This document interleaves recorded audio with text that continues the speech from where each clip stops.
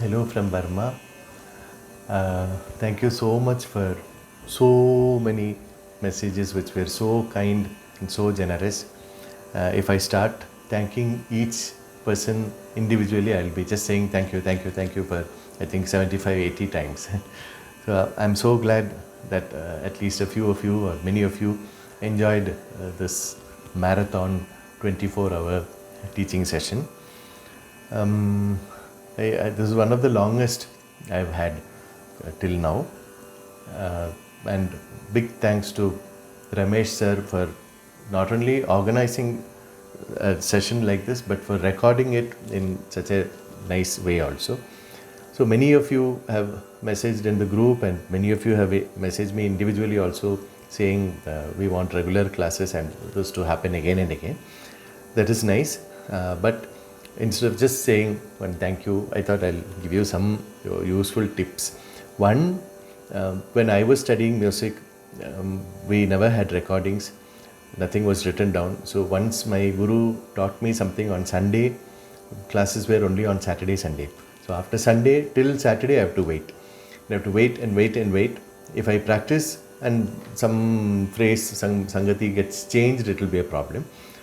If I don't practice, then I would forget the song. So it was a very slow going. But now you have the luxury of having this big chunk of material, 24 hours of recording. So if you really make use of that, then you don't need another camp for a long time. So rather than wait for the next camp, try and make full use of this material you have. First, learn the songs properly, and equally important, if not more important, but definitely equally important, is the Swaram sessions. Now you have in this session, I think we have done Hamsadhvani, Mayamalagola, Bihag, Ananda Bhairavi. So many people find Carnatic music so scary or advanced, the gamakams are so complex, oh it's too high for me. They just write it off. So my purpose is to reduce that fear and make people feel that, yeah, I think we can sing it also. So that is why I choose a ragam like Hamsadhvani, which is relatively easy.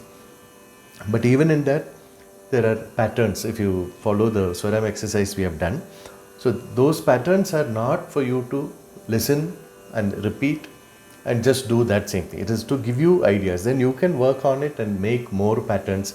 And it should be, suppose I sing a certain level of swarams, if somebody is learning from me, their swarams should be at least my level, if not better. So if we think like that, then the art itself will become better and better, rather than you have one big guru and students are like this and their students are like this, and then it will become dilute and it will fade away. So please make use of these recordings, listen to them again and again, seriously, with attention, and keep repeating. Then some swaram patterns which at first you found, oh my, I can't do this. Very soon you will find that you can do that, and you may feel like getting something more difficult. So that is one thing. The Ananda Bhairavi specifically, that is the heart and soul of Carnatic music, our Gamaka Pradhana ragas, whether it is Shankara Bharanam or Kalyani or Sahana or Kedar Gaula or Ananda Bhairavi or Todi or Punnagavarali or Neelambari. These are just, they don't have parallels in other systems of music.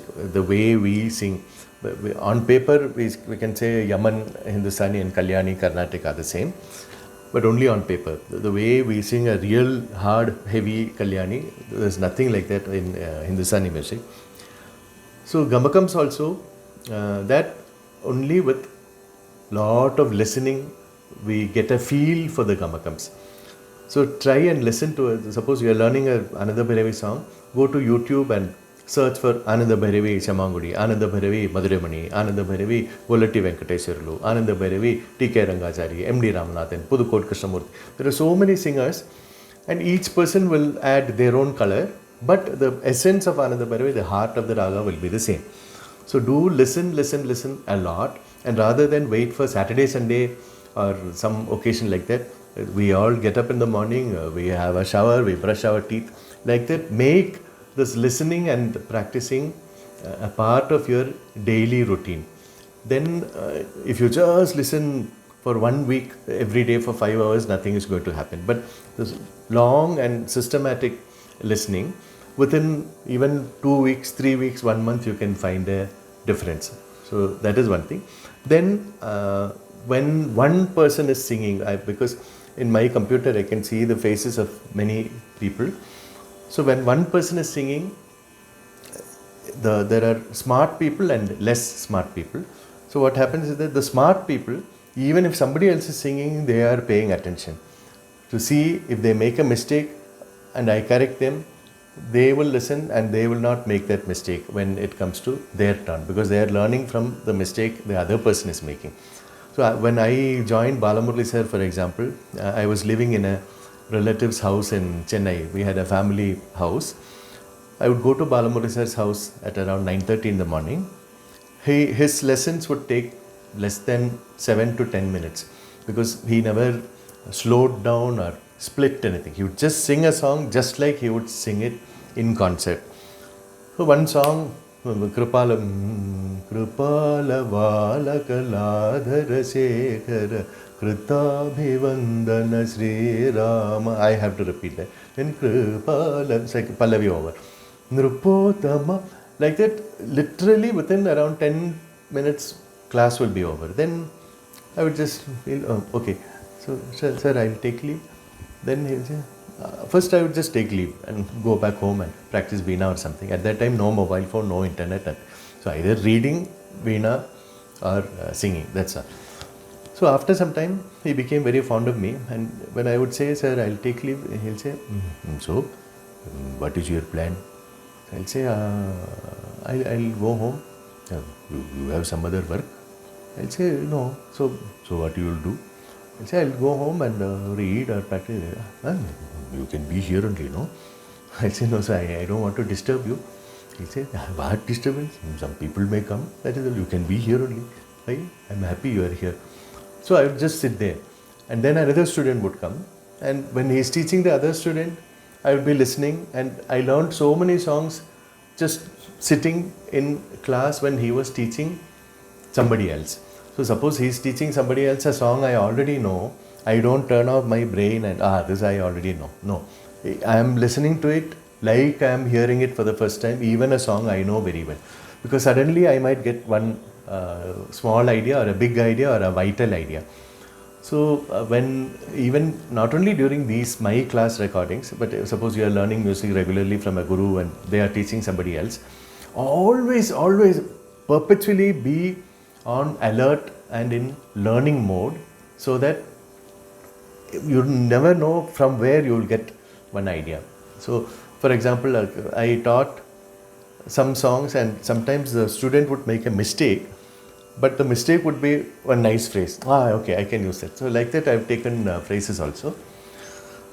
Yeah, so it's been a long journey and a very pleasant one. Those of you who would like to attend this kind of session, 2 sessions are confirmed. One is 100% confirmed, one is 85% confirmed online. I'll give the promo, I'll make a video like this and put the information in the group. One is April 2 and 3 at Irinyalakuda, which is near Cochin and Thrissur. So if any of you are traveling, then you are most welcome to attend live also. That would be 2 to 5 p.m. Indian Standard Time. They are making it online also and you will get the video. And I won't be teaching these songs, it will be some other songs. Then the next one would be May 7 and 8, I think. But that's a long way away. We can think of that later. But now, main thing is one, to thank you for so many messages. Many people tell me, oh, you are so humble. If I get one message like this every day, then I'll become arrogant very soon. So that's why I restrict my camps. I don't have it all the time. So thank you so much for these messages. Messages, of course, they are very touching. But when somebody sings something I taught or something even which I didn't teach correctly, it is a big deal. Correctly and beautifully, then it's a very big deal. So some of you have been sending me really nice recordings. So then listening to those, it becomes not only not a work for me, but it becomes a pleasure. I can just enjoy and say, yeah, very good. Of course, there's nothing more by way of feedback I can say, because if it's something is just very nice means I'll say very nice. I don't, just for the sake of finding fault or something, I never say make up some non-existent mistake.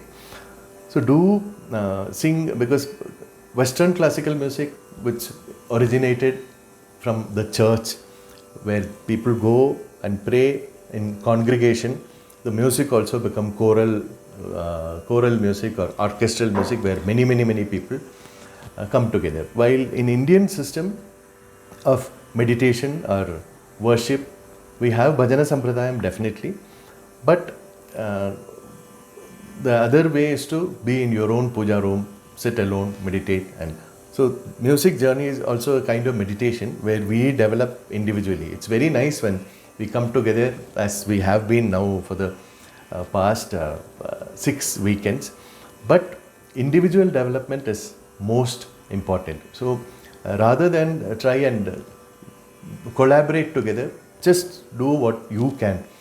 Now, one of the kids sent me a recording of Yake Mukanadyo. She had added a few phrases at the end, which were so nice. I hadn't taught that. I'm not saying you should deliberately, for the sake of adding something, you should add. No.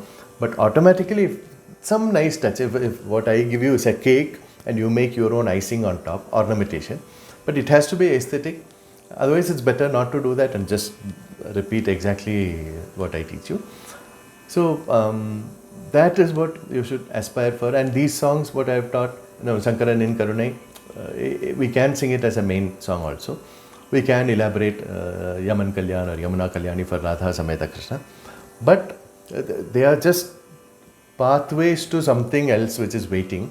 One Saveri or one Chankarabharanam, that is coming. But don't feel that, suppose you sing Hamsadhani very nicely, you feel, oh, okay, I can sing Hamsadhani very nicely, so that's it, I'm done. So much more. In fact, in my case, I see in front of me already so much more that I have to learn, which is why I never accept regular students or regular classes, because then I'll be only teaching what I know again and again. I want to keep learning more, improve my voice, improve my language skills, learn the lyrics correctly. So when I teach a Telugu song, I ask the Telugu people for the meaning, because I don't know Telugu, I don't know Kannada, I don't know Sanskrit. In fact, I know very little other than English and eating well. So yeah, so learning. I'm basically like a Naravala, I'm kind of saying the same thing again and again. But I can't stress enough how important it is that you keep learning, not only when I am teaching something, but when another student is singing something, when your teacher is singing something, when another student of theirs or a musician on TV or a live concert. Always keep learning what you must do and what to avoid also. So I guess that's all for now. Oh my God, I thought I'll make a 2-minute video and it's become like 10-15 minutes. So thank you so much once again, and see you, some of you, many of you, all of you, on April 2 and 3 or some other time. Bye.